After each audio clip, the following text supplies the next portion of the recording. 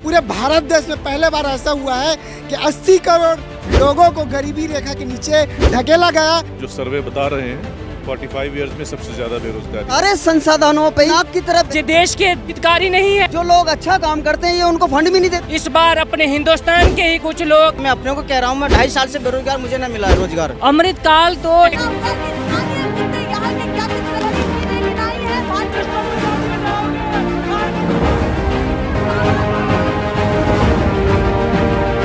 National pillar, देश की आवाज। नमस्कार, नेशनल पिलर में आपका स्वागत है। मैं शालिनी पांडे। रोजगार जो है देश भर के युवाओं की आज एक बहुत बड़ी समस्या बन गई है और इसी रोजगार के मुद्दे को लेकर आज ये सभी लोग यहाँ पर हमारे साथ हैं। इन लोगों से जानने की कोशिश करेंगे कि प्रधानमंत्री तो कहते हैं कि हम युवाओं को रोजगार दे रहे हैं और हम अपने देश के युवाओं के बारे में सोच रहे हैं, तो फिर ऐसी क्या आफत आन पड़ी कि इन सभी लोगों को 7 दिनों के लिए दिल्ली के अंदर अपना डेरा जमाना पड़ा है। तो आप कहाँ से आए हैं?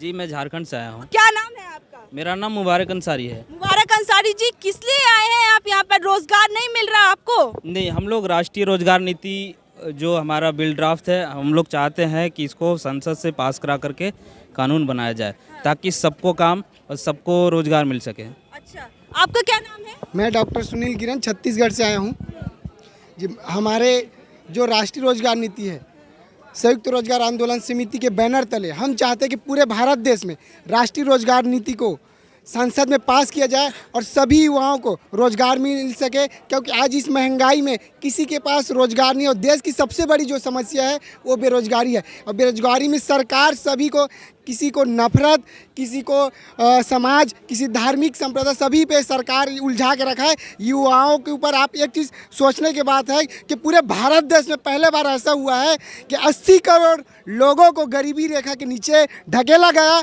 तो एक अंबानी अंडानी को पैदा किया गया और उसको अमीर बनाया गया और बाकी रोजगार मांगने वाले युवाओं के ऊपर डंडे चलाया जा रहा है। और जो कवाड़ियों के ऊपर, जो मंदिर के नाम से उनके ऊपर में हेलीकॉप्टर के माध्यम से उनके ऊपर फूल बरसाया जाता है। युवा अपने रोजगार के लिए अगर वो आंदोलन कर रहे हैं तो उनके ऊपर लाठियां बरसाया जा रहा है। मैं सरकार से कहना चाहता हूं, यह जो युवा है वो आगे भी अपने सम्मान के लिए, अपने रोजगार के लिए लड़े हैं। पहले भी लाठियाँ खाएं, अगर आज भी लाठियाँ खा लेंगे तो कोई फर्क नहीं पड़ेगा, लेकिन एक दिन सरकार को झुकना पड़ेगा। और संयुक्त रोजगार आंदोलन समिति के तहत पूरे भारत देश में यह आह्वान हो चुका है कि उनको राष्ट्रीय रोजगार नीति संसद पास करना ही पड़ेगा। आप कहाँ से आए? मैं यूपी आगरा से आया हूँ मैडम। यूपी आगरा से आए, तो किस लिए? रोजगार नहीं मिल रहा? रोजगार नहीं, बिल्कुल। बच्चे जी कह तो रहे हैं, दे तो रहे हैं 7 लाख की नौकरी दे तो। मोदी जी झूठ का बुलंद है, मोदी जी कुछ नहीं कर रहे हैं। कैसे झूठ कैसे बोल रहे हैं? मोदी जी कोई रोजगार ही नहीं दे रहे हैं। हमारे पढ़े लिखे बच्चे बेरोजगार घूम रहे हैं, आजकल पकौड़े तल रहे हैं। पढ़े लिखे MBA BEd बच्चे डॉक्टर हैं, पकौड़े तल रहे हैं। ये कह रहे हैं। आप क्या कहेंगे? सही कह रहे हैं सर, रोजगार नहीं मिल रहा है। मोदी जी कहते तो हम रोजगार दे रहे हैं। जी, आप बोल रहे हैं कि मोदी जी बोल रहे हैं रोजगार दे रहे हैं। रोजगार कहाँ है? हमें भी तो बताओ, रोजगार कहाँ है? जैसा बोलते थे विकास हो रहा है, वो तो रहा है, विकास हो ही रहा है। विकास कहीं नजर नहीं आ रहा। काल भी शुरू हो गया है। अरे वो तो सिर्फ वो उनकी सरकार है, वो सिर्फ बोलते नहीं है, सिर्फ बोल दिया और करना है। जैसा 15 लाख आने वाले थे उस तरीके से ये रोजगार दे रहे हैं। बस रोजगार कुछ मिला नहीं है अभी तक मिला ही नहीं है।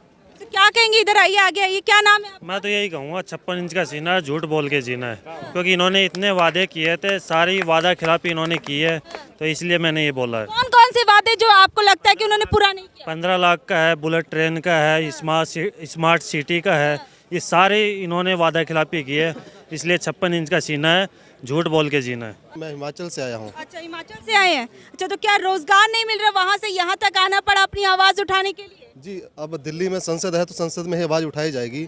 हमने यहाँ से एक तिरंगा यात्रा निकाली थी जंतर मंतर के लिए, ताकि हम वहाँ पे जाके अपनी आवाज़ सुनाएं इस गूंगी बहरी सरकार को, लेकिन उन्हें हमारी तिरंगा यात्रा बीच रास्ते में ही रोक दी।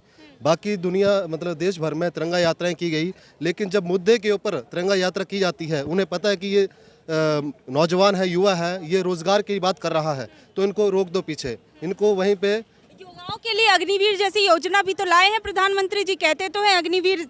जब पहले से ही योजनाएं चल रही हैं, हमारी पक्की भर्ती चल रही है, तो अग्निवीर योजना का क्या उसमें बताएं आप, योगदान क्या है? 4 साल बाद अपने लिए भी ये अग्निवीर ला सकते हैं। जो सांसद विधायक मंत्री होते हैं ये लोग भी तो अपने लिए अग्निवीर जैसी योजना रख सकते हैं। 2 साल के लिए ये लोग भी आ सकते हैं, काम किए तो ठीक है, नहीं तो जाओ बाहर। और दूसरी चीज़, जिस तरीके से ये कॉन्ट्रैक्ट बेस पे पूरे देश को बर्बाद कर रहे हैं, तो अपने लिए भी ये पेंशन वेंशन लेना बंद करे। एक बार एक विधायक मंत्री होता है, 4 जगह से विधायक होता है, 4 जगह से पेंशन उठा रहे हैं। सारे देश का खजाना जो है वे लोग अपने लिए रखते हैं, जनता को क्या देते हैं? बाबा जी का ठुल्लू। तो हम केवल झुंझुना पकड़ने के लिए नहीं है। युवा जो है वो जागरूक है, वो जानता है कि उसका अधिकार क्या है, उसको ठगना बंद कर दे, हमें झलावे में ना रखे। अग्निवीर जैसी अगर योजना बहुत सफल है, उनको शर्म से डूब मरना चाहिए। अग्निवीर का जो अग्निवीर की तर्ज पर ही एसबीआई के अंदर बोला गया है कि अभी भर्तियां भी होंगी उसी की तर्ज पर। नहीं, जितने भी सरकारी संगठन हैं, जितने भी सरकारी जगहों से हमें नौकरियां प्राप्त होती हैं, जितने भी सरकारी संस्थान हैं, सब में ये व्यवस्था धीरे धीरे लागू होगी। ये तो अभी शुरुआत है, आगे आगे देखो होता है क्या। क्या होगा? सब कुछ खत्म कर देंगे, देश को श्रीलंका की तरह बना के एक दिन अपने ये निकल जाएंगे। देश में जो सोने की लंका थी, सोने की चिड़िया भी ऐसे ही फुर होगी, आग लग जाएगा पूरे देश में। निर्मला सीतारमण जी कहती तो है श्रीलंका से बेहतर स्थिति में है भारत। तो उनको शर्म आनी चाहिए कि भारत की जो अर्थव्यवस्था है वो कितनी मजबूत अर्थव्यवस्था थी। कम से कम हम 2020 में विकसित अर्थव्यवस्था में आने वाले थे। पिछली गवर्नमेंट मनमोहन सरकार ये कहती रही कि 2020 तक हम डेवलप कंट्री में आ जाएंगे। आगे ये 25 साल का झुंझुना हमें और पकड़ा गए हैं कि अब हम 2047 में हम विकसित देश कहलाएंगे। तो आप इतने सालों से कर क्या रहे थे? किस तर्ज पे आप काम कर रहे थे कि अभी आपको और आगे समय लेना पड़ेगा? और हमें ये जो युवा है ना, युवाओं का जो हमारा जो मानव संसाधन होता है वो बहुत अच्छा होता है। अगर किसी देश के विकास में अगर उसको सकारात्मक ऊर्जा को उसका हम यूज़ करें तो वो बहुत देश आगे बढ़ सकता है। लेकिन हमें बर्बाद करने का इन्होंने हर प्लान बना रखा है, सिर्फ और सिर्फ अपने धनाढ़ साथियों को आगे बढ़ाने के लिए।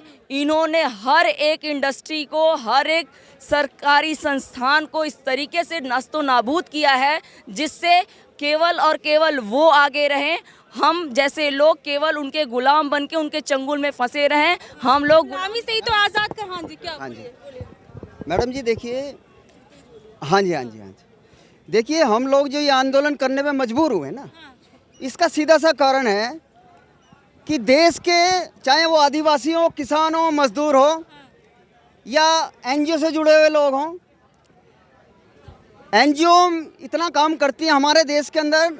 बहुत सारी एनजीओ हैं जो लोग अच्छा काम करते हैं, ये उनको फंड भी नहीं देते। ये चाहते हैं कि सारे संसाधनों पे ये नाक की तरह बैठे हुए हैं। तो कह रहे हैं ना, मैं केंद्र की सरकार को कह रहा हूँ, ये नाक की तरह बैठे हुए हैं। मैं नाग नहीं कह रहा, मैं नाक की तरह बैठे हुए हैं, फंड फैला के देश के सारे संसाधनों को ये लूट रहे हैं। आदिवासियों को देख लो, यहाँ बहुत सारे आदिवासी लोग आए हैं, उनके साथ अन्याय हो रहा है, ठीक है।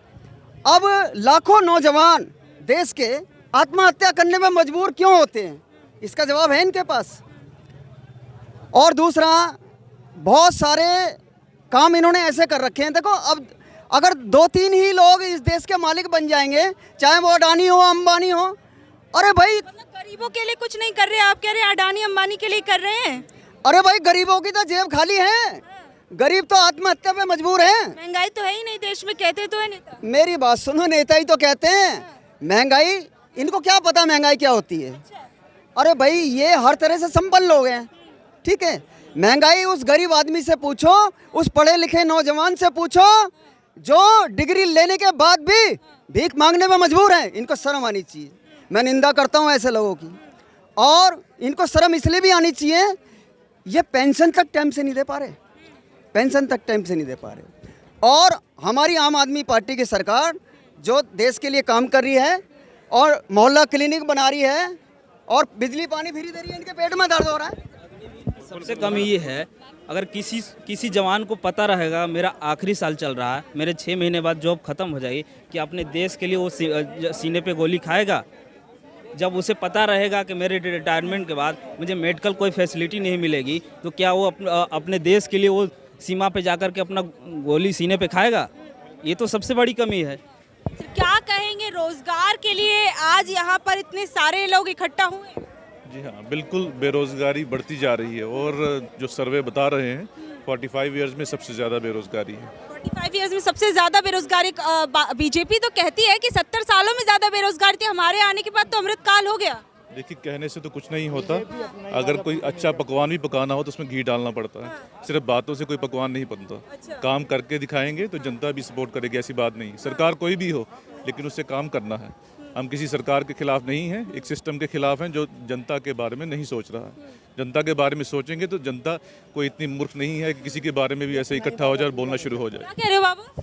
ये अपना ही वादा पूरा नहीं कर पाए। कैसे वादा पूरा नहीं कर? आज भारत में मैं आपसे पूछता हूँ, इस भारत में ये जो पानी रखा है ना सामने, ये खरीद के पिया जा रहा है। जिस देश में 135 करोड़ आबादी में अगर पानी खरीद के आदमी पिएगा तो फिर देश का कैसे बेड़ा गर्क नहीं होगा। पहला काम, आप दुनिया में ऐलान कर दिया कि आत्मनिर्भर भारत, कैसे हो जाएगा? नहीं, आत्मनिर्भर नहीं बन रहा भारत। कैसे बन रहा है? कैसे आत्मनिर्भर हो जाएगा? आत्मनिर्भरता का मूल मंत्र क्या है? क्या है? जल। जल है तो जीवन है, ये उन्होंने ही कहा है। जो गद्दियों पे बैठे हैं उनके ही शब्द हैं। जल है तो जीवन है। आज भारत देश में 350 नदियाँ बहती हैं, 350 नदियाँ बहती हैं जो 12 मास बहती हैं। उनको अगर आप 5 फुट स्टेपिड कर दीजिए, 5 साल के अंदर ये भारत आत्मनिर्भर हो जाएगा जल के मामले में। मैं लिख के गारंटी देता हूँ। अच्छा, यस। रोजगार भी क्या कहेंगे? क्या कह रहे, रोजगार नहीं मिल रहे? 1000 आदमी को सवेरे रोजगार दो, 1 करोड़ आदमी को। ये नदियां बांधोगे, इसके लिए ईंट चाहिए, सीमेंट चाहिए, बालू चाहिए, रेत चाहिए। मतलब अब मोदी जी को संपर्क करना चाहिए आपको, अपना आप जिससे बताओगे है, अपना मैप तैयार करके, रोजगार का मैप। मैं मुरादाबाद उत्तर प्रदेश से आया हूँ और महंगाई के बारे में कहना चाहता हूँ। मोदी जी ने जो 8 साल में करके दिखाया है वो 70 साल की सरकार ने पैसे में कर पाया है। मोदी जी से मैं कहना चाहता हूँ, मोदी जी और जो बेरोजगारों को रोजगार में इतना डुबवा दिया कि बेरोजगार भूखमरी में फैल गया। मैं अपने को कह रहा हूँ, मैं 2.5 साल से बेरोजगार, मुझे ना मिला है रोजगार। काम छूट गया मेरा। क्या करते थे? मैं साड़ी की जॉब करता दुकान पर। मेरे 2.5 साल से मुझे काम नहीं मिल पा रहा है। कैसे घर चला रहे हैं? परिवार के कुछ लोग चला रहे हैं, जो थोड़े बहुत बच्चे चला रहे हैं। लेकिन मैं पूछना चाहता हूँ मोदी जी, ऐसे मेरे जैसे बहुत लोग हैं और मोदी जी का सपना पूरा हुआ। 22 में बोले थे कि सन 22 तक हम हर हिंदुस्तान में हर गरीब को, हर इंसान को अपना पक्का मकान देंगे। मकान कितने थे? झुग्गी झोंपड़ी जो मकान थे लोगों के तोड़ दिए। कितने मकान दे दिए अभी तक? कितना विकास हुआ मैं पूछना चाहता हूँ। 15 लाख खाते में आए, 1 के बदले 10 सिर आए। बुलेट ट्रेन चली। क्या मांग कर रहे हैं? कोई काम करके दिखाया इन्होंने? केवल जुमलेबाजी दिखाई, हिंदू मुसलमान दिखाई, हिंदुस्तान पाकिस्तान दिखाया। अडानी अंबानी के ही सिर है और 2 ही की सरकार चल रही है। ये तो है गरीबों की सरकार। गरीबों को क्या कराए ये तो बताओ। अब क्या कराए गरीबों को, आप बताइए। केवल करा है तो 2 लोगों के लिए करा, अडानी और अंबानी के लिए करा है। 2 की सरकार है। बेचने वाले भी 2 हैं, खरीदने वाले 2 हैं। बेचने वाले गुजराती 2 और खरीदने वाले गुजराती 2। हाँ, अमित शाह और मोदी जी, और खरीदने वाले अडानी अंबानी जी। मैं पूछना चाहता हूँ, किसी गरीब और किसान मजदूर पर अगर 50,000 रुपये कर्जा सरकार का है तो उसको आरसी काट कर उसको जेल भेज देते हैं। अडानी अंबानी जैसे को क्यों न भेजते? 72,000 करोड़ रुपये अडानी का माफ करा है। और आप युवा हैं और क्या किस लिए आए हैं? रोजगार आंदोलन के अंदर रोजगार नहीं मिला, अभी तक कोई काम नहीं मिला। कोई रोजगार नहीं है। बेरोजगारी इतनी बढ़ चुकी है कि देश का पढ़ा लिखा नौजवान जो है आज सड़कों पे है, बेरोजगारी के खिलाफ लड़ाई लड़ रहा है। पहले तो वो मेहनत करता है, पढ़ाई करता है, उसके बाद वो रोजगार के लिए भी उसको लड़ना पड़ रहा है। जिस तरीके से मोदी जी सत्ता में आए और उन्होंने कहा कि मैं 2 करोड़ जो नौकरियां हैं वो हर साल दूंगा, लेकिन वो ये समझ नहीं आता है कि मोदी जी किस भारत देश के प्राइम मिनिस्टर बन के बैठे हुए हैं और वो किस भारत देश को जो है वो साल की 2 करोड़ नौकरियां दे रहे हैं। जिस भारत देश में हम रह रहे हैं उस भारत देश के अंदर तो वो 2 करोड़ नौकरियां जो हैं वो हमें देखने को नहीं मिल रही हैं। भारत बन तो रहा है, आत्मनिर्भर भारत बन तो रहा है, कह तो रहे हैं गुलामी से भी आज़ाद हो रहे हैं, विकास कर रहे हैं। 2047 तक एक विकास, अलग विकास देखने को मिलेगा। अमृतकाल शुरू हो गया। अमृतकाल तो इन बीजेपी वालों के लिए हुआ है। जिस तरीके से उनकी ऐशो आराम हो गए हैं। मोदी जी ने कहा था कि अच्छे दिन आने वाले हैं, तो उन्होंने गलत कुछ भी नहीं कहा था। भ्रष्टाचार भी खत्म कर रहे हैं, हर जगह ईडी के छापे पड़ रहे हैं। उन्होंने कहा था कि अच्छे दिन आएंगे, तो मोदी जी ने अपने अच्छे दिन तो ला लिए।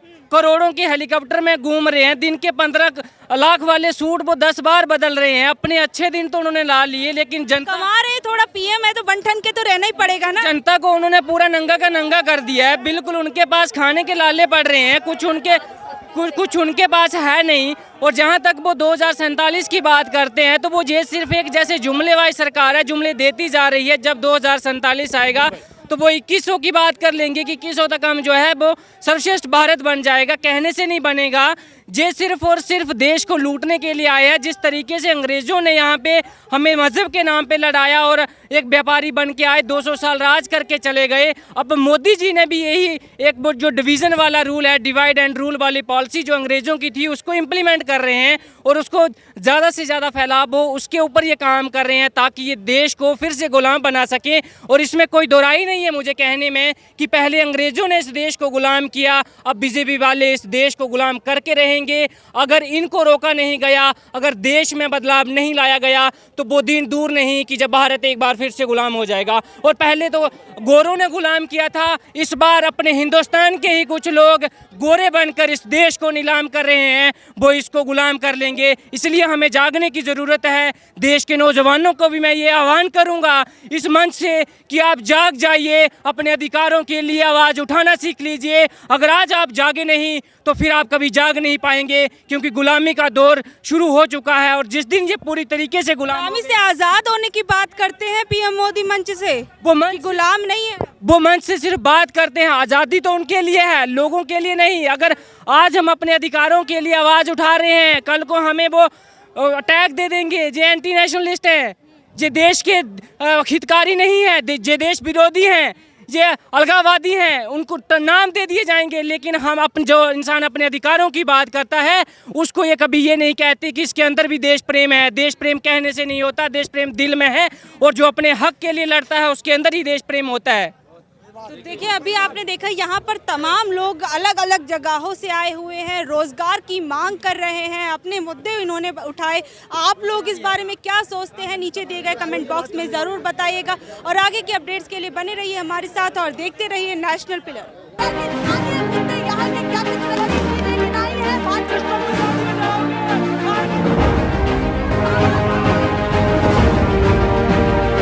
नेशनल पिलर, देश की आवाज।